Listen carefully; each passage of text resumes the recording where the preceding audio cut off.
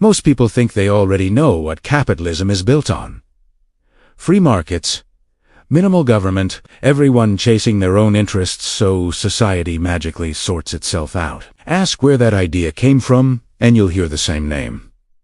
Adam Smith, the father of economics, the prophet of Lazarus. But there's a problem. Adam Smith never believed in the version of capitalism that quotes him today. In fact, the people who worship his name are often the exact people he warned us about. Welcome to Financial Timeline, where money, power, and history collide, and nothing is ever as simple as it looks. For the last century, an entire economic mythology has been built around Adam Smith.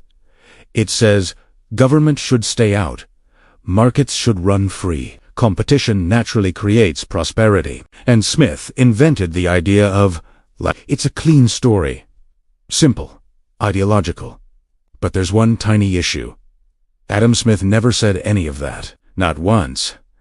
If Adam Smith saw what modern capitalism calls free markets, he would probably ask, who rewrote my book?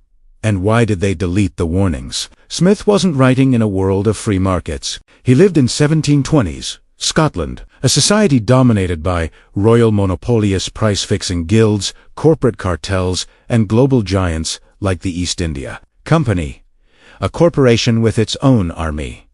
Markets weren't free.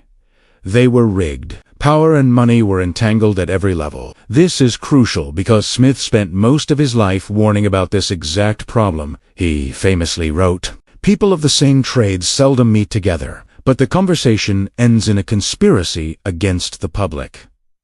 Translation: whenever powerful businessmen get together, society loses. Not exactly the motto of deregulated capitalism. Here's another truth. The textbooks skip.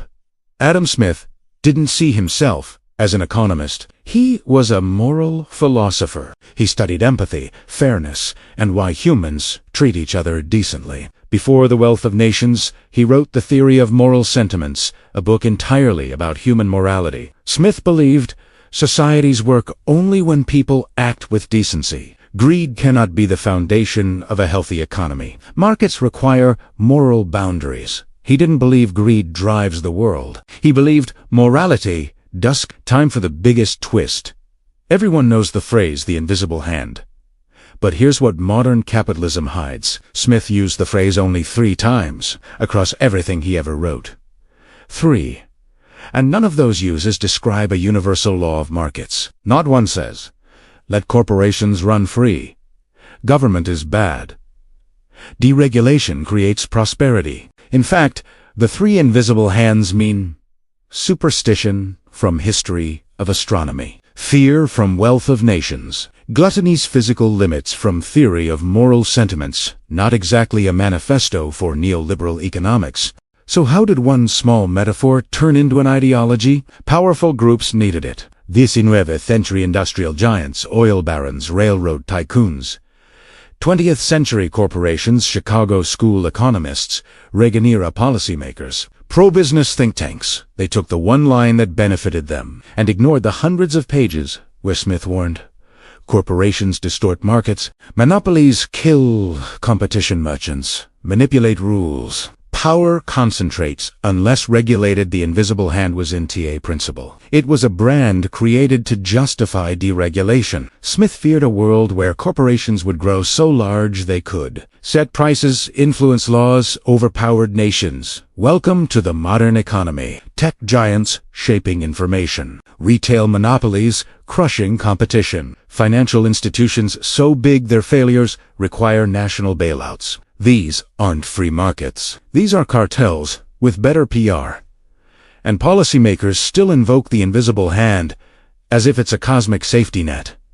Smith would call that superstition. Smith never believed markets magically fix abuse. He believed they amplify it unless restrained. He argued for balance. Markets strong enough to innovate governments, strong enough to restrain societies, wise enough to demand fairness. The invisible hand wasn't meant to save us. It was a reminder of how rarely selfish behavior produces good outcomes. We are the ones who have to shape the system, or it will shape us. History doesn't repeat, but if you don't understand it, it'll crush you all the same. If this gave you a new perspective, Subscribe to Financial Timeline. History has the answers, and I'll show you where to look.